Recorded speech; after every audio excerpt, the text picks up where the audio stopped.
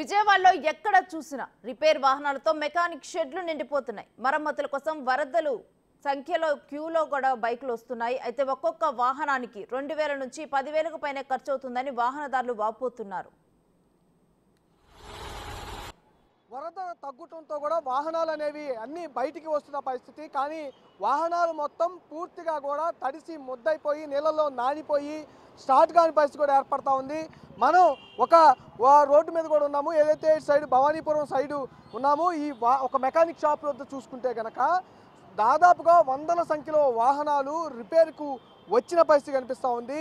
ఒక్కొక్క వాహనం ఈ స్టార్ట్ అవని పరిస్థితి, పూర్తిగా నీళ్ళల్లో నానిపోయి మగ్గిపోయి పూర్తిగా ముద్దైపోయి తడిచిపోయి వాహనాలు ఒక్కొక్కటిగా నెట్టుకుంటూ మరి మెకానిక్ షాపుల వద్దకు తీసుకొస్తున్న పరిస్థితి కనిపిస్తూ ఉంది. అన్ని రకాల వాహనాలు ఇక్కడ ఉంటా ఉన్నాయి. చిన్న వాహనం నుంచి పెద్ద వాహనం వరకు 2 వీలర్లో ఉన్న అన్ని మోడల్స్ వాహనాలు కూడా ఇక్కడకు రిపేర్కు వచ్చిన పరిస్థితి కనిపిస్తూ ఉంది.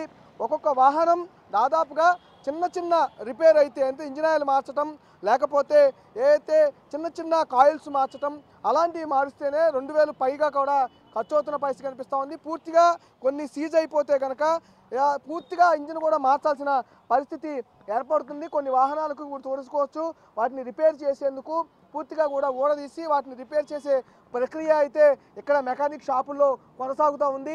వరద అనే దాంట్లో నీళ్లు పోయాయి, బురద మీరింది, బురదలో నుంచి వాహనాలు బయటకు వస్తూ ఉన్నాయి.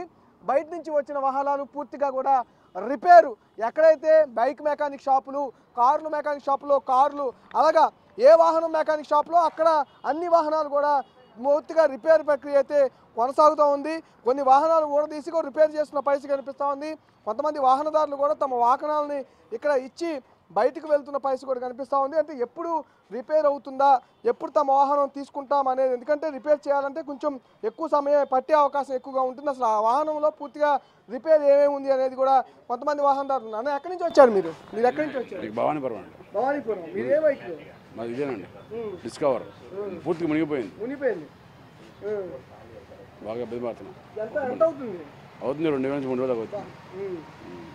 ఇలాగ వాహనదారులు అయితే 2000 నుంచి 3000. ఒక మెకానిక్ కూడా ఉన్నారు, ఆయన కూడా అడుగుదాము. అన్న ఎన్ని వాహనాలు వచ్చినాయి మీ దగ్గరికి? నా దగ్గరికి ఒక 50 వెహికల్స్ వచ్చినాయండి. 50 వెహికల్స్ వచ్చినాయి. ఇంకా ఉన్నాయి, మేము చేయలేక మ్యాన్ పవర్ లేక మేము చేయలేక పంపించేస్తున్నాము. ఒక్కొక్క వెహికల్కి వచ్చి 2000 నుంచి 4000 అలా అవుతున్నాయి ఖర్చు అవుతుంది.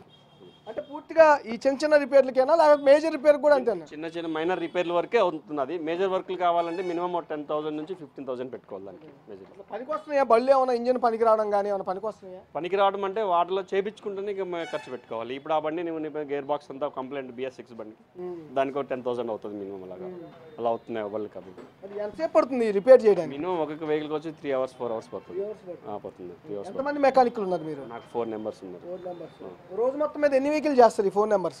ఈ 4 నెంబర్స్ మామూలుగా రోజు మొత్తం మీద చేయాలంటే ఒక 10 to 15 వెహికల్స్ చేయగలుగుతున్నారు నలుగురు కలిపి. ఎందుకంటే నీళ్ళలో మునిగిపోయి కంప్లీట్ వర్క్ చెక్ చేసుకోవాల్సింది కాబట్టి. పూర్తిగా కూడా నలుగురు మెకానిక్లను పెట్టుకొని ఈ మెకానిక్ షాప్లో అయితే వర్క్ జరుగుతున్న పరిస్థితి కనిపిస్తూ ఉంది. నలుగురు కలిసి 10 నుంచి 20 వాహనాల మట్టుకు రిపేరు చేస్తామని కూడా చెప్తా ఉన్నారు. ఒక్కొక్క వాహనాన్ని పూర్తిగా కూడా దీన్ని బాగు చేయాల్సిన పరిస్థితి ఉంటుంది. ఎందుకంటే వాహనం నీళ్ళలో పూర్తిగా తడిచిపోయింది కాబట్టి దాన్ని పూర్తిగా చెక్ చేయాల్సిన బాధ్యత కూడా మాది అని కూడా చెప్తా ఉన్నారు. దానికి సుమారుగా చిన్న మైనర్ రిపేర్లకే 2000 పైగా ఖర్చు అనేది అవుతూ ఉంది.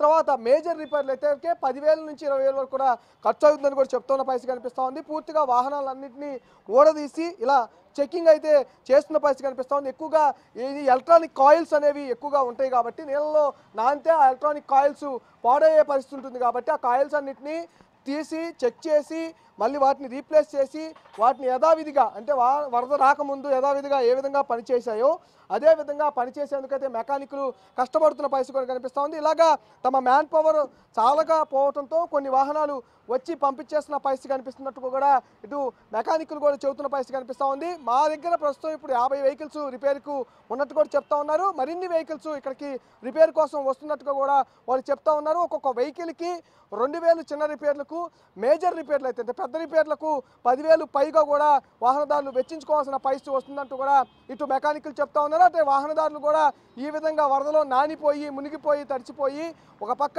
చిన్న చిన్న రిపేర్లకే 2,000 పైగా ఖర్చు అవుతుంటే పెద్ద పెద్ద రిపేర్లు కూడా తగులుతూ ఉన్నాయి. వాటికి 10,000 పైగా కూడా రిపేర్ ఖర్చు అనేది ఏర్పడుతూ ఉందంటూ కూడా తమ ఆవేదనని వ్యక్తం చేస్తున్న పరిస్థితి అయితే బైక్ మెకానిక్ షాపుల్లో కనిపిస్తూ ఉంది. కెమెరామెన్ రాజేష్తో మల్లికైనా బిగ్ టీవీ విజయవాడ.